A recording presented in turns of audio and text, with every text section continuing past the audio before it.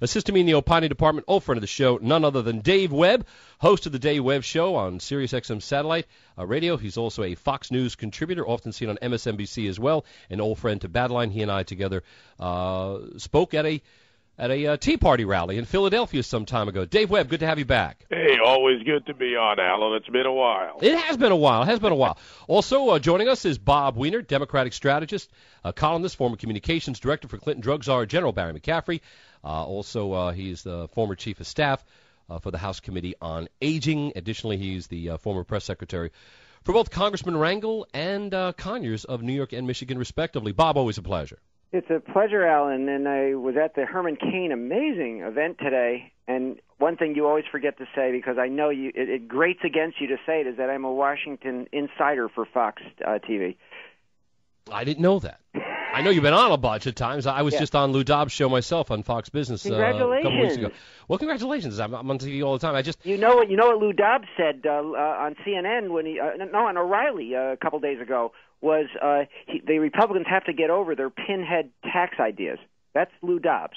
Your friend. No, listen, he's tapping into what I have said as well as it relates to the idea that we can no longer characterize tax expenditures as somehow sacred cows, that getting rid of them is getting rid of bias. Dave Webb, that might actually be the Solomonic approach, because it would allow the Republicans to say to their own constituents, hey, you know what, we fought Democrats all the way on raising tax rates as well as other nefarious endeavors, but we were still able to secure additional revenue. Do you see that as a possible option?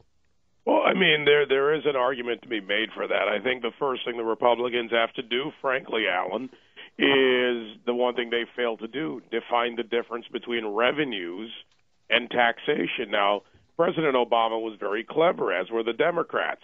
They mixed revenues and taxation as one term when they're not. You can have revenues without taxation. You can have increased revenues without increased taxation. What needs to come out of this is, what are the solutions that increase revenues to fund the federal government, while at the same time reforming our tax structure, not necessarily just increasing it? Bob? Well, I think Lou Dobbs knew that you need revenue to stop the deficit shortfall. So I think all the semantic games that we're going to play here isn't a semantic game, are Bob. nonsense. There's a difference between revenue and taxation. They're two different terms. I totally agree. And what we need is revenue. Well, my point is this. We have, in the form of tax expenditures, breaks that are secured only by those with big money. So I can see that as an iniquitous approach. The idea that certain folks have certain tax breaks that other industries do not. Now, Bill Clinton came forward some months ago and said, look, at one time this kind of made sense. There was grounds for it because a uniform across-the-board approach would have been harmful to some industries over others because of the nature of their profit ratios.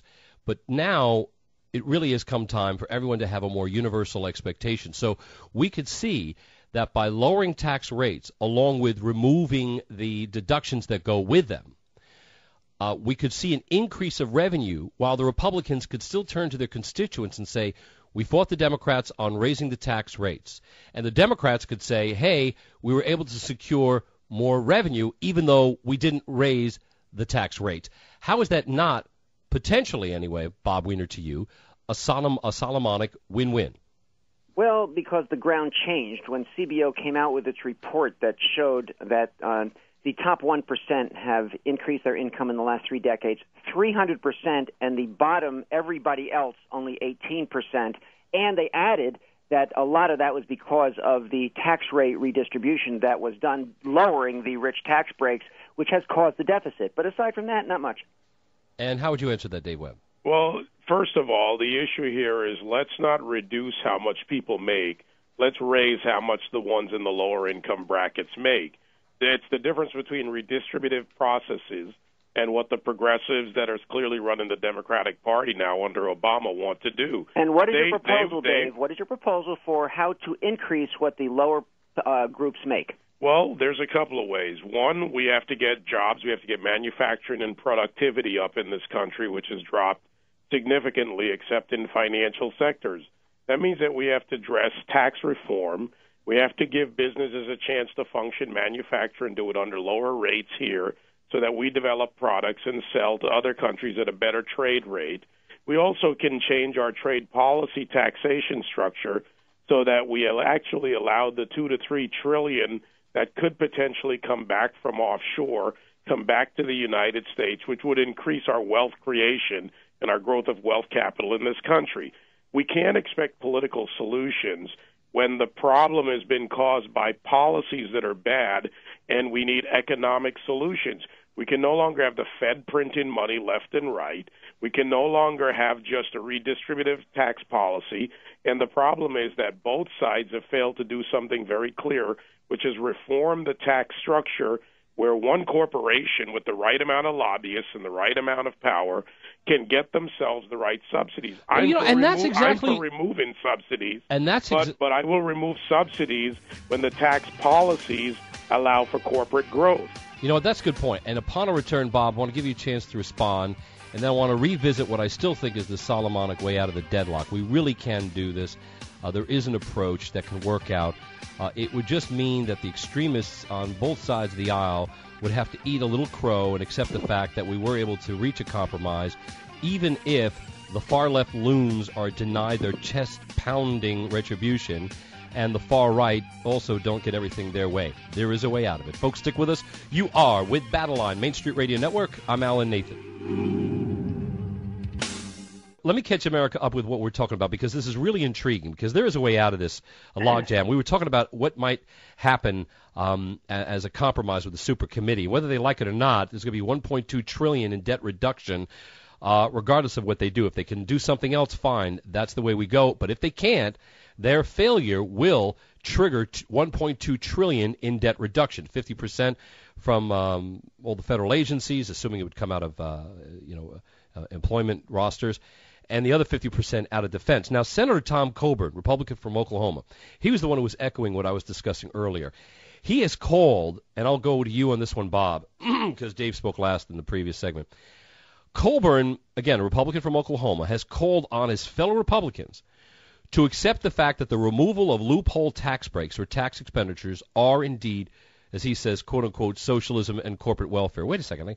I got something else he said. Here it is. He says that, quote, tax expenditures are increases on anyone who does not receive the benefit or can't hire a lobbyist or special interest group to manipulate the code to their favor, unquote. And I'm thinking, if we accept his assessment, Bob Weiner, which, by the way, would also ensure that tax rates go down alongside the removal of those tax expenditures, do we then see a chance to increase revenue in a way that legitimately does not raise taxes so much as it removes favoritism in the tax code? And I'm thinking this could be a Solomonic way out of the deadlock, because, again, it would allow the Democrats to tell their base that they secured additional tax revenue, while the Republicans could correctly assert that they successfully fought off Democrats demanding higher tax rates. Bob Weiner.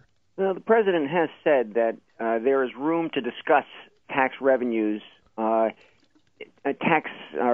guess you want to call it revenues, and the loopholes and all of that.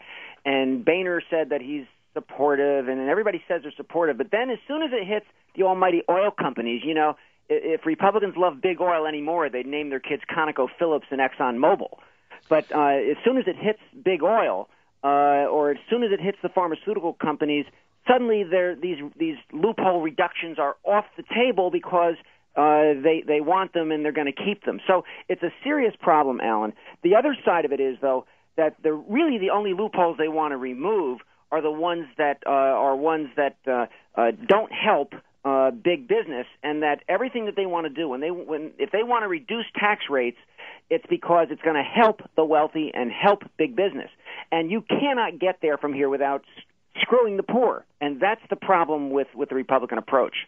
Bob, Dave, how do you see it? Well, first I want to correct something that's actually, and Bob, you really need to look at the tax code. First of all, the subsidies for big oil or for any other company, but specifically for big oil, is they subsidize depletion, and that's something. They don't subsidize all of big oil. They subsidize depletion, which is something that most companies can apply. Now, we do need to reform our tax code, but we need not to get into the typical belief that these statements are true the way they're stated. Two, we can work with the president. Over 15 bills have been passed in the House that they will not take up in the Senate. Part of the logjam the president has is Harry Reid and the Democrat-controlled Senate. The other side of this is... Well, hold on, Bob. Don't giggle, because while the president was out there with timid protestations against the Republicans for not letting his jobs bill come up for closer examinations or for somehow being obstructionist, turns out that Harry Reid was the one who all along had put off the vote. And, oh, yeah, when they finally did have it, the president's plan was completely rejected by plenty of his fellow Democrats as well. But go ahead. And more the number two versus 40 procedure. Republicans. So let's be accurate on this nonsense of calling it a bipartisan. Well, no. But but in the House you have a tonnage more Democratic representatives who concurred with those two dissenting Democratic Senate votes. Go ahead, Bob. There's something to you, Dave Webb. Have to note. Harry Reid set up this procedure, which was not required when it came to the vote on the bill. He was the one who moved it to get it into a supermajority, knowing that it wouldn't pass. This was politics over solutions. Had they had a standard up or down vote, he would have had the votes to pass this. This is the problem. We're getting political gamesmanship. And when it comes to Obama, the problem is we have to look at his record and what he says versus what he does. $4 trillion spent in 3 years. We have a president who believes in the more progressive Keynesian model that you can spend your way out of this. And for everybody, please, look up the broken window fallacy and apply it to everything they try to do on the progressive side.